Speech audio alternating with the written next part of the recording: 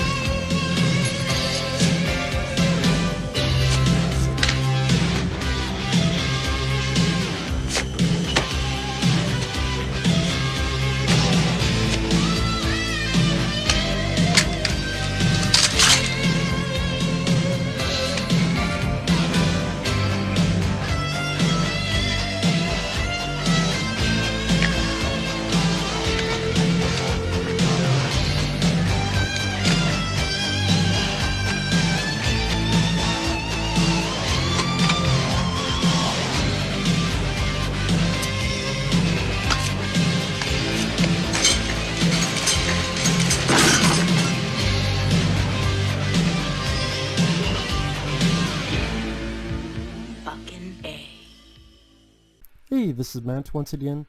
Welcome back to another video, and this is a request for Preminator. And for those interested in requesting any type of reviews or topics or reactions or anything of the sort, you can send your requests either to my PayPal or join my Patreon. Both links are down below in the info box. Idea to be reviews for movies or other stuff, re-reviews, reactions, topics, again, pretty much any type of video. Again, PayPal or Patreon, both links are down below in the info box. And thank you, Preminator, for the request. I appreciate that. This is for The Martian. Now, The Martian is a film I had seen before, and I always forget that Ridley Scott directed this. Now, Ridley Scott as a director, I like a lot of his older work. Whether it be, I enjoy Alien, as well as the sequel. I enjoy that. I think Alien is his best film. Alien is a classic. Blade Runner, I like. G.I. Jane, I think, is underrated. I love Demi Moore's performance in that. Black Rain with Michael Douglas, very solid film. But then when I look at Ridley Scott's recent output, I have not been a fan. Prometheus. I was almost going to say Pornmetheus, but I'm surprised there's now a porn version of Prometheus called Pornmetheus. Alien Covenant. It might as well be called Alien Covenant. Again, I'm fucking surprised there's now a porn version of that. Alien Covenant. That's what we felt like. Someone came in us watching that fucking movie. Someone came in the franchise with that movie. Sadly, it was STD Spooge.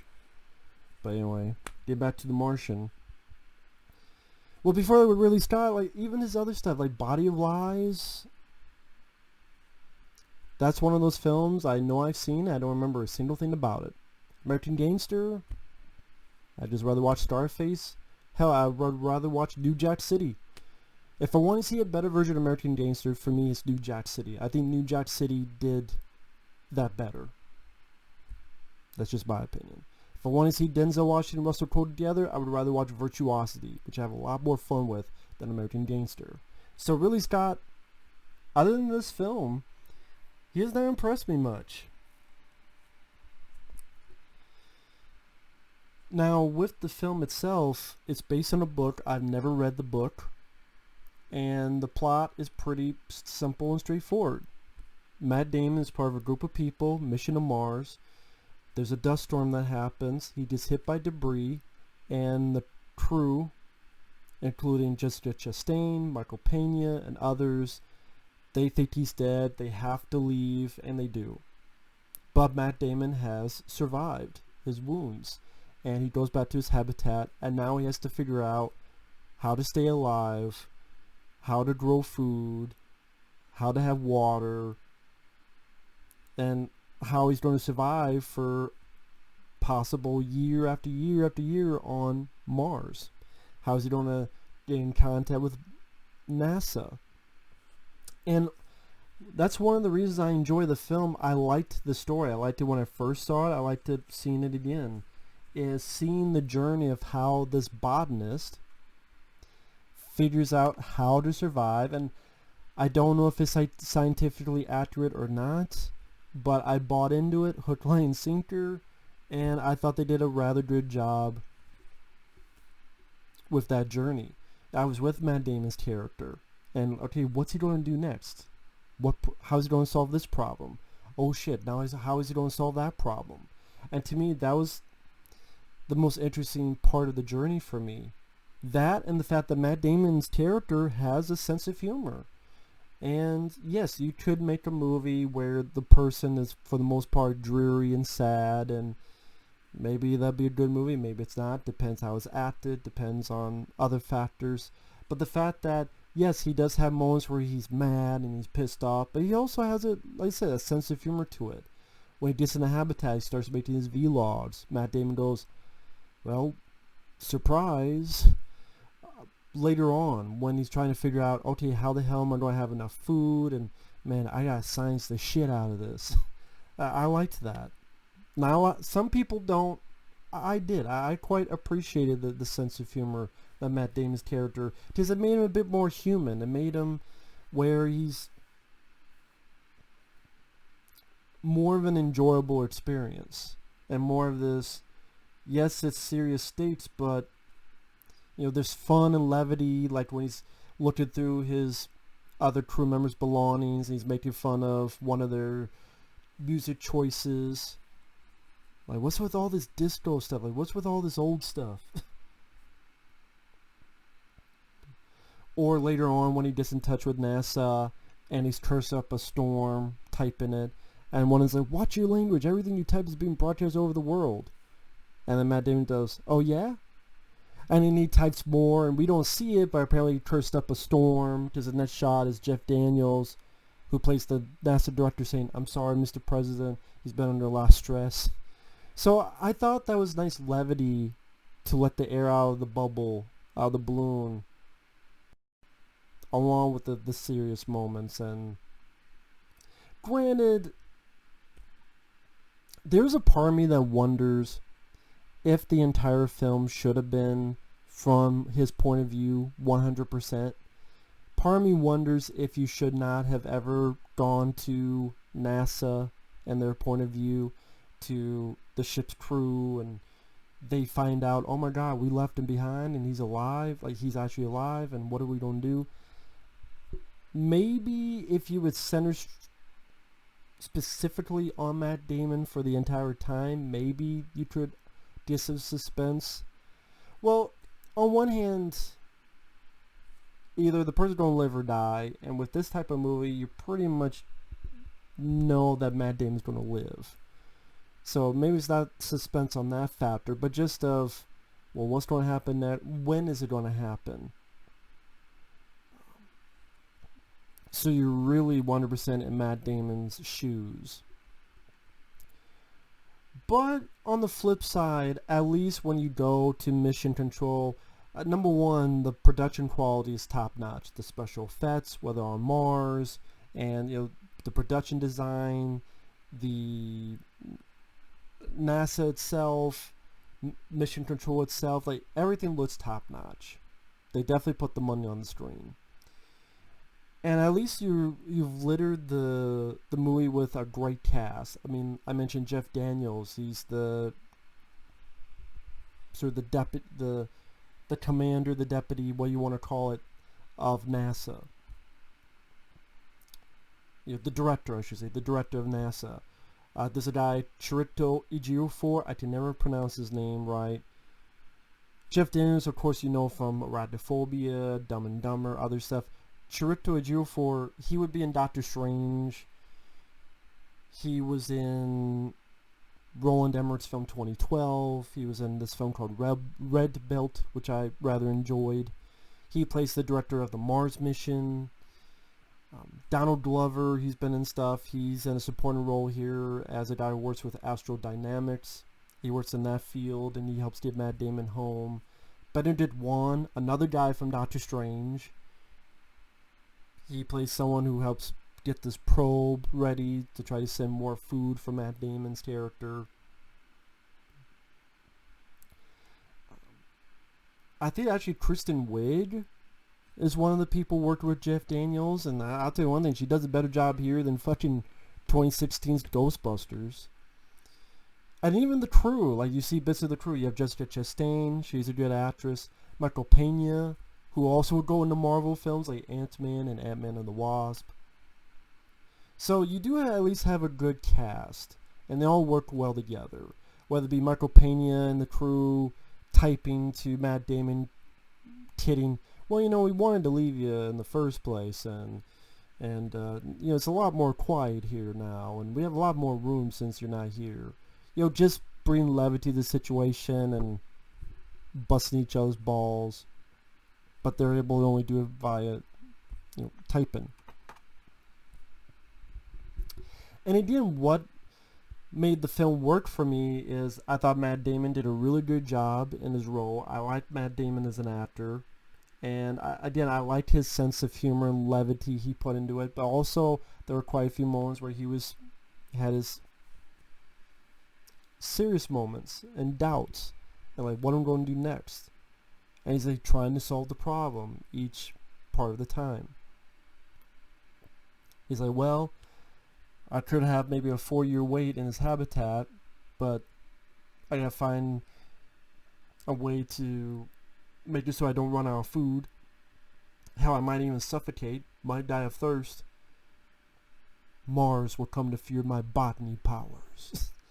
I guess some people feel it's corny, but the way Matt Damon did it, I thought, okay, this is an enjoyable character to be around, where he knows the serious parts of the situation, but he's using this humor so that he doesn't go crazy, so that he doesn't lose it, so that the humor helps him focus and stay in a frame of sanity in this desperate situation, so that I need to figure this out in order to survive. So it's each of the problems. Okay, these potatoes, maybe if I use my own waste as fertilizer and other stuff, I could grow these potatoes, and I could keep growing potatoes, and the ones, you know, regrow them. Water, I could use this, and this to create water. Okay, so at some point I have to go to this distance, but the battery only lasts this long, so I have to figure out how to make it so that the battery lasts longer, so I can go further in this rover. Well, wait a minute, if I'm in this at this point in time, I'm going to freeze to death. Well, I have this thing that's what the hell was it? Like radioactive thing, or not enough to kill him, but I forget what exactly it was called. And he even makes like a joke about it. But at least I'm warm.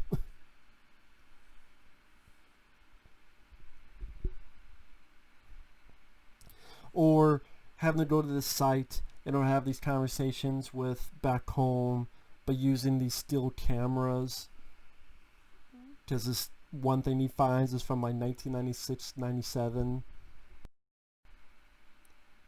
And like I said, you know, there's moments that did make me chuckle. When I was able to finally type to them, and he's like, well, we didn't tell your crew that you're still alive because we didn't want to upset them. And he's cursed up a storm. He's like, no, hey, wait, everyone, this is being broadcast over the world. Oh, yeah?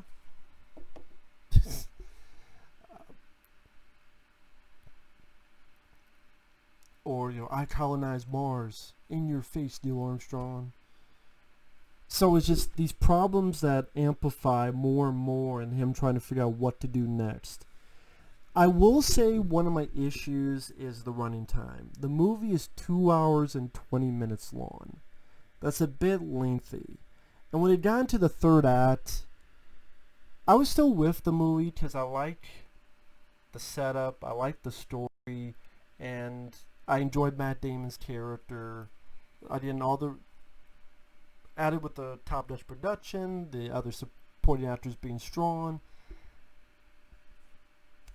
But at the same time, I'm like, okay, obviously we know how this is going to end up. At times I feel like it's getting a bit too beat for beat what we have to do. Beat for beat, we're going to do this to get to this, to get to this, to get to this, to get to this. And it's like, sometimes it feels like stretching a bit too long, that I thought sometimes the pacing was affected by that. Just 2 hours and 20 minutes is fairly long. And I was feeling it by the time we got into the third act. And again, at least when we go on mission control and other stuff, the actors do their jobs well. But like I said, there's part of me that wonders if it would be more interesting, or again, I don't know if I could call it suspenseful, because you pretty much know he's going to live by the end. But a little bit more of his shoes where you never go back to there. We never see what's going on. So it's like, did they get the message? Did they get it? What are they thinking? And we only find out when he finds out. Like, maybe they would think that's too much like Castaway with Tom Hanks. It's Castaway, but in space. Which I'm like, that's not a bad idea.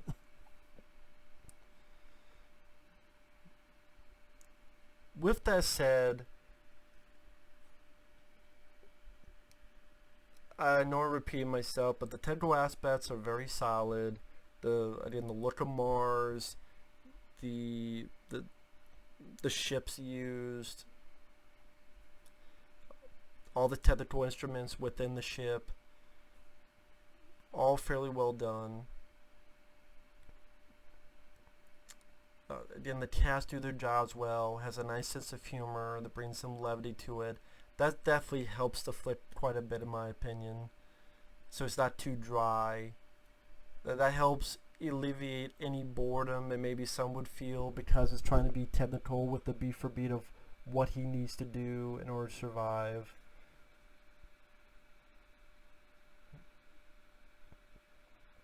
But this is a movie I remember quite enjoying, still held up for me watch it again.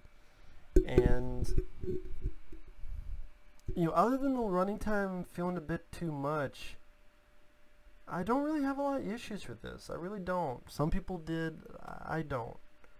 Yeah, the soundtrack, because if I haven't mentioned this yet, one of the things he does, he looks in one of his crew members' belongings. He finds these music, and it's Jessica Chastain's music, and she's into this like older type of music, and Matt Damon just being so annoyed by it, and he's doing these vlogs like, man, I gotta suffer through this music. But at the same time, Matt Damon has some nice emotional moments when things go wrong. He's trying to figure out like what I'm going to do, and I can't give up. Yep, like I said, definitely one of Ridley Scott's better films in recent times. Well, he could not bring any of this stuff to Prometheus or Alien Covenant. At least with the characters and the storytelling being a lot more competent compared to those fucking movies. What's the deal, man? I don't know. Maybe his heart was more into this film than those movies. I don't know. Maybe he's like, well, I'm gonna do this because people's like, oh, why don't you do another Alien film? So I'll just do this. Maybe not. Although with the third act, I do like the fact that he references Iron Man, because he does a little maneuver. He's like, I'm ready to do my Iron Man. That made me chuckle as well. But yeah, with that said, worth a look. If you haven't seen it, you like space movies with a little bit of Castaway, kind of Castaway in space. Again, the running time, you might feel a bit affected by that, but overall, solid film. Really good performance by the lead actor, and some quite funny moments. Again, I never expected this film to be as funny as it was when I first saw it, so that was a nice surprise. So with that said, thanks for watching, take care, and we will see you guys later. Bye bye.